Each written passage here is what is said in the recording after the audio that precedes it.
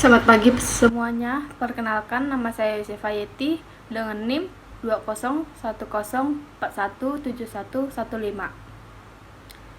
Kelas A1 Manajemen, jurusan Manajemen, mata kuliah Manajemen Pemasaran, dosen pengampu Adi Mursalin, SE, MM.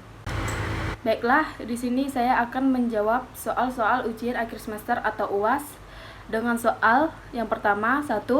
Jelaskan pengertian saluran distribusi dan strategi distribusi intensif, eksklusif, selektif berserta kelebihan dan kekurangannya.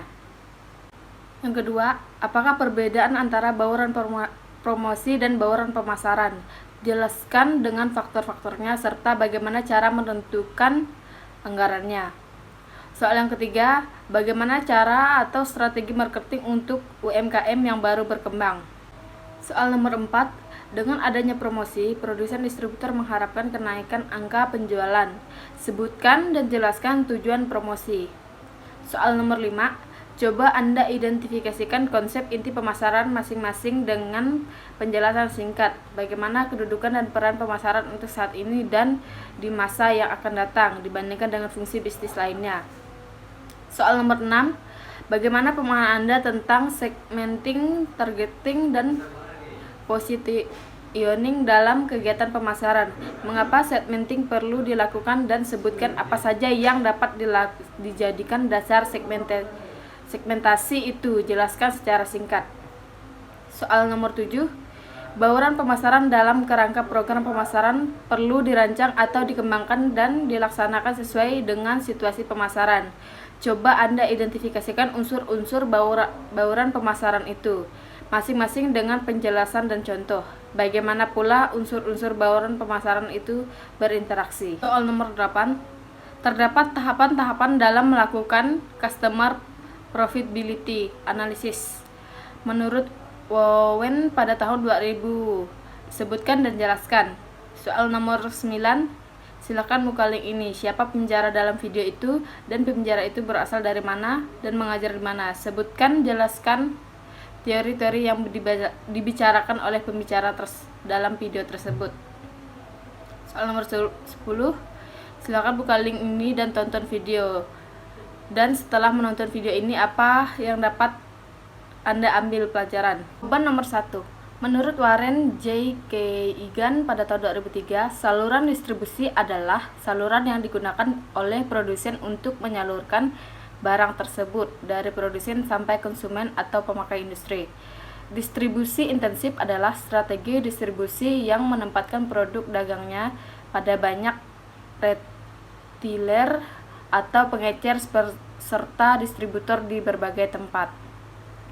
Teknik ini sangat cocok digunakan untuk produk atau barang kebutuhan pokok sehari-hari yang memiliki permintaan dan tingkat konsumsi yang tinggi. Contoh seperti sembako, rokok, sikat gigi, odol, sabun, deterjen, dan lain sebagainya. Kelebihan: memberikan akses yang mudah bagi pelanggan. Sedangkan kekurangannya, banyak toko tidak akan menerima beberapa produk jika konsumen tidak suka memberi produk tersebut di tempat itu. Distribusi selektif adalah suatu metode distribusi yang menyalurkan produk, barang, atau jasa pada daerah pemasaran tertentu dengan memilih distributor atau pengecer saja pada suatu daerah.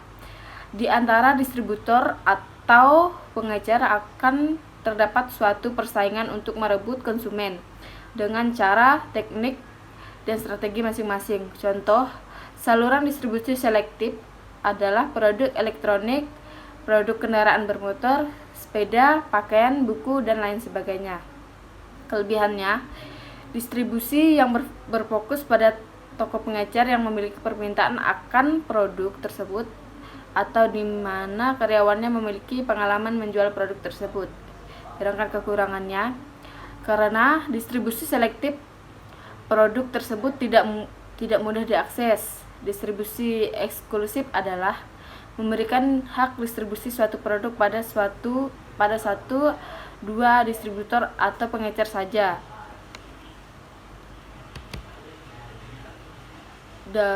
dengan kualitas dan harga yang tinggi dengan jumlah konsumen yang terbatas. Contoh distribusi eksklusif adalah seperti showroom mobil, factory outlet, restoran waralaba, produk malam atau multi-level marketing atau passive income, minimarket, supermarket, dan hipermarket, dan lain-lainnya.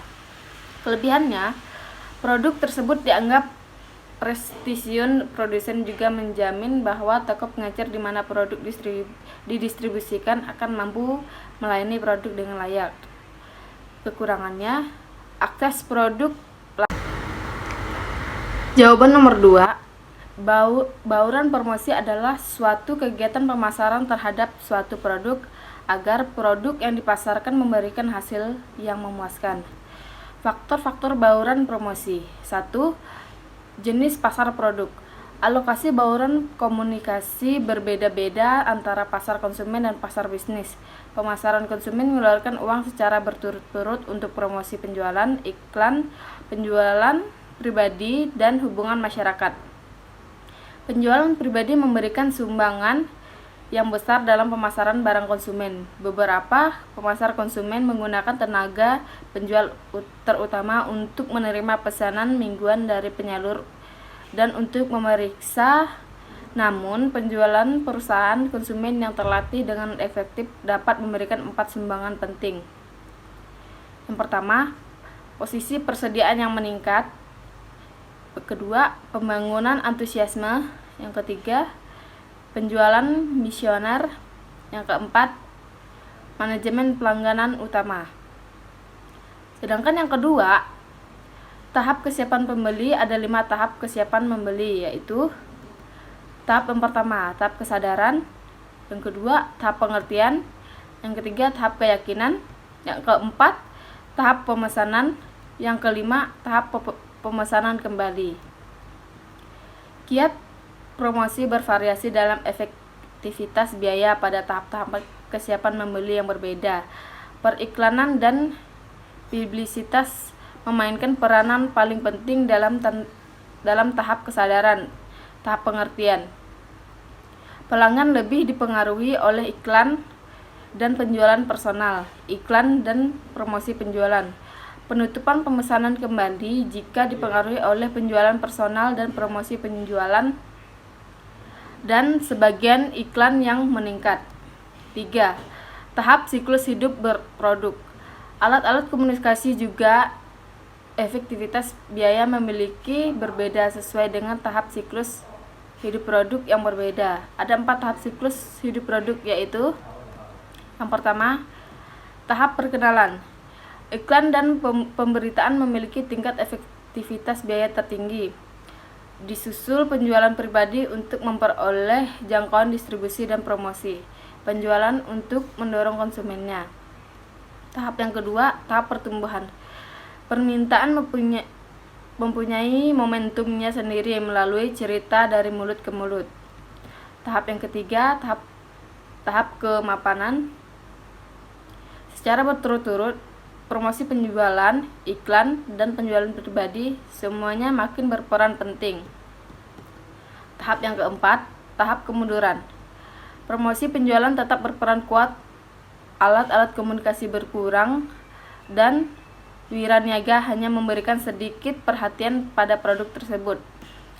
Bauran pemasaran ialah seperangkat alat pemasaran yang digunakan untuk mencapai tujuan pemasaran dalam memenuhi target. Faktor-faktornya: A.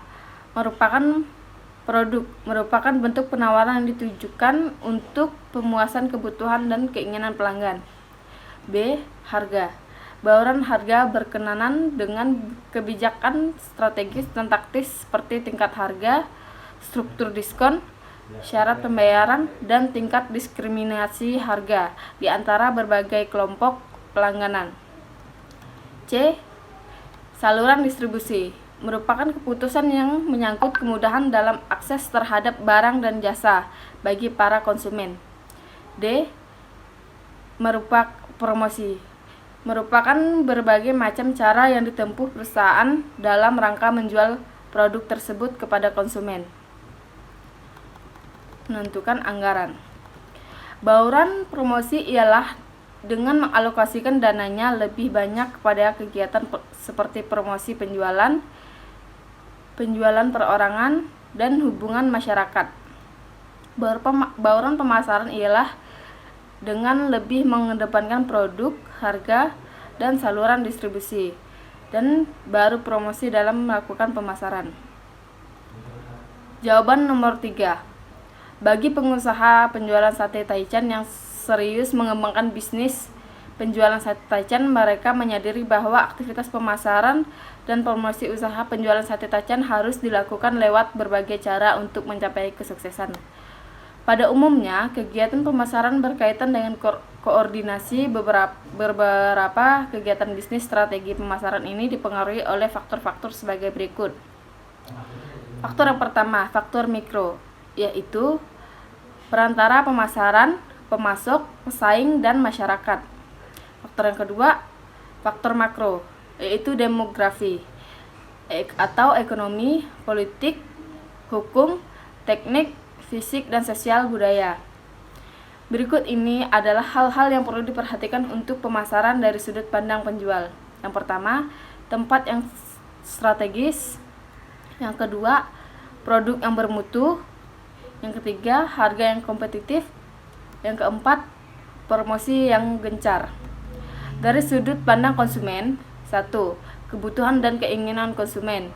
Kedua, biaya konsumen. Ketiga, kenyamanan. Dan keempat, komunikasi. Saat ini ada satu strategi pemasaran yang sedang gencar dilakukan oleh banyak orang, yaitu berpromosi online melalui website. Anggaplah website adalah markas besar untuk bisnis penjualan sate Taichan Anda. Maka dengan adanya website,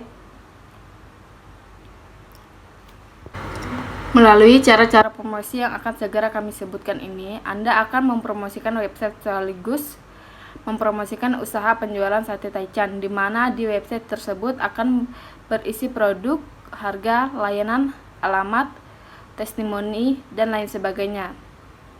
Mengapa demikian? Karena seharusnya website akan mendukung bisnis penjualan sate Taichan jika diintegrasikan antara promosi offline dan online. Jawaban nomor 4. Untuk menyebarkan suatu produk kepada calon konsumen yang berpotensial,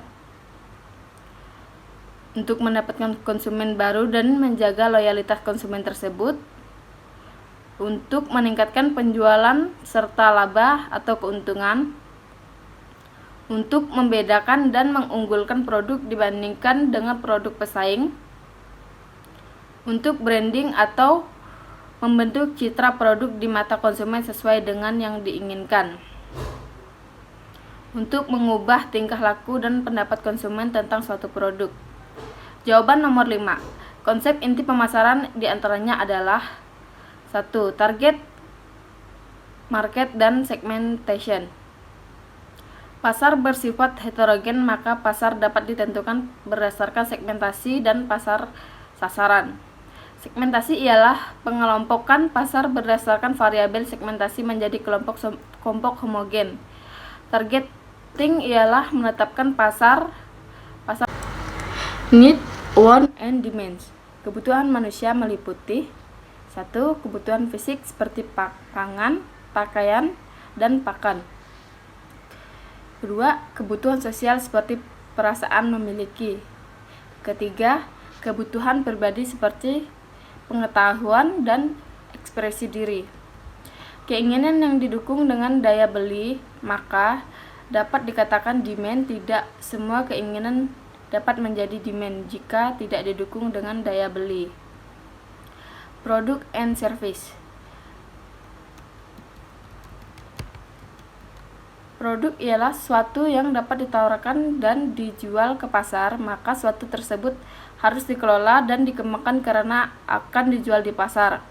Untuk sekarang, hal yang dapat dijual atau yang dibutuhkan konsumen ialah yang pertama, good, yang kedua, service, yang ketiga, ide, yang keempat, informasi, yang kelima, experience, yang keenam, person, yang ketujuh, place, yang kedelapan, organization. Value and satisfaction. Nilai adalah perkiraan konsumen atas seluruh kemampuan produk untuk memuaskan kebutuhannya. Kedudukan dan peran pemasaran saat ini dan masa yang akan datang sangat penting bagi perusahaan karena konsep pemasaran menegaskan bahwa kunci untuk mencapai sasaran organisasi adalah perusahaan harus menjadi lebih efektif dibandingkan para pesaing dalam menciptakan, menyerahkan, dan mengkomunikasikan nilai pelanggan kepada pasar sasaran yang terpilih. Jawaban nomor 6. Adanya pembagian segmen pasar membuat perusahaan mampu mengetahui secara lebih baik tingkat kebutuhan dan keinginan para pelanggannya. Dengan begitu, perusahaan pun bisa menawarkan beragam jenis penawaran ataupun promosi yang sesuai dengan kebutuhan dan keinginan para pelanggannya.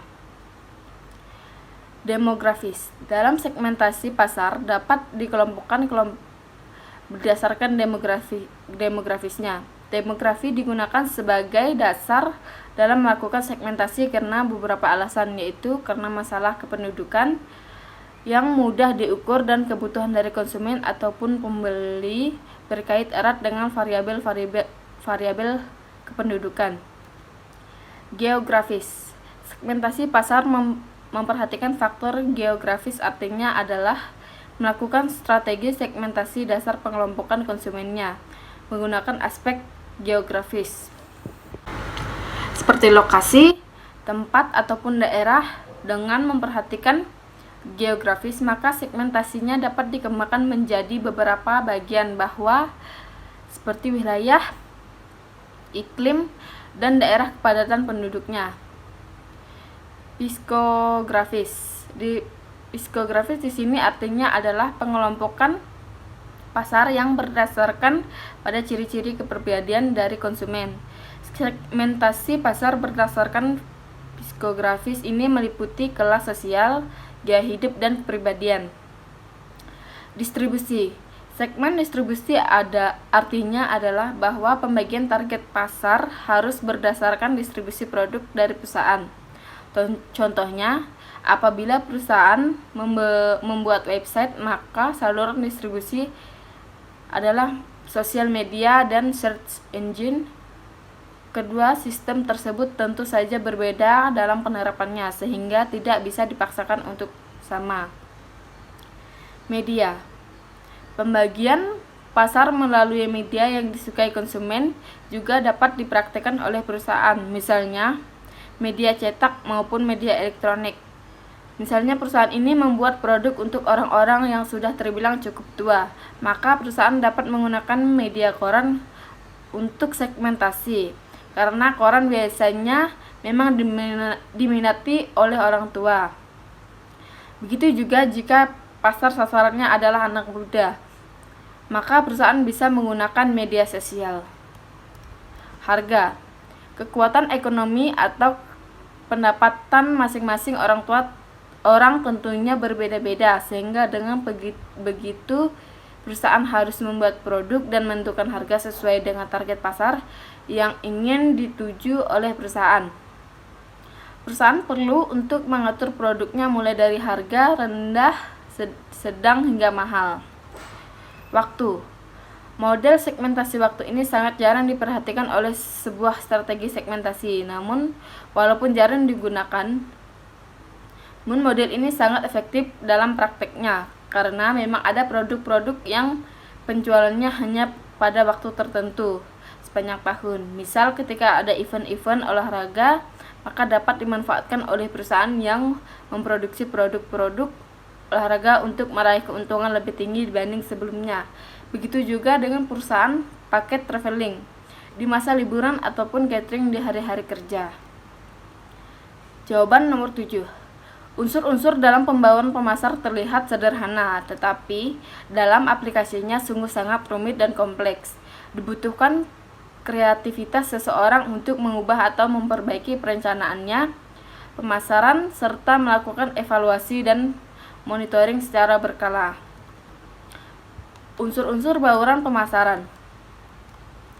Di atas sudah disebutkan bahwa bauran pemasaran terdiri dari 4 unsur, yaitu produk, harga, promosi, dan distribusi. Berikut penjelasan dari masing-masing unsur. Produk merupakan kombinasi dan jasa yang ditawarkan perusahaan kepada pasar sasaran. Harga merupakan jumlah uang yang harus dibayar konsumen untuk memperoleh suatu produk. Distribusi merupakan kegiatan perusahaan untuk membuat produk tersedia bagi sasaran. Promosi merupakan aktivitas penyampaian atau menawarkan manfaat produk dan membujuk konsumen agar membeli produk yang ditawarkan.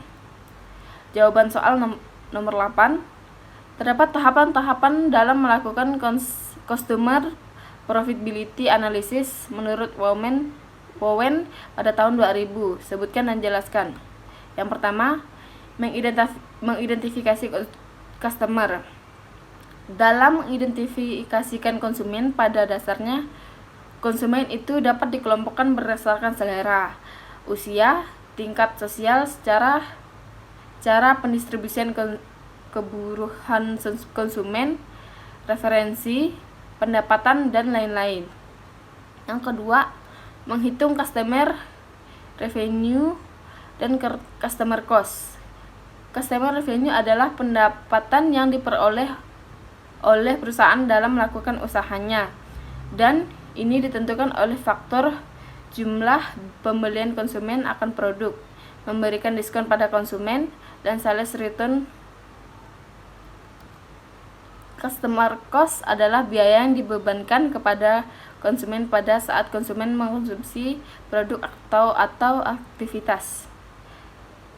Yang ketiga, menganalisa mana konsumen yang menguntungkan dan mana yang kurang menguntungkan. Perusahaan harus menganalisa terlebih dahulu beberapa margin yang diperoleh oleh pihak perusahaan dengan mengurangi pendapatan yang diperoleh dari masing-masing konsumen. Jawaban nomor 10. Pelajaran yang dapat kita ambil dalam video tersebut: teruslah berusaha selagi kita bisa, dan belajarlah untuk menghargai orang ketika seseorang berbicara tanpa memandang fisik seseorang, karena kita tidak tahu ke depannya nasib kita seperti apa. Sekian jawaban yang dapat saya sampaikan. Saya ucapkan terima kasih.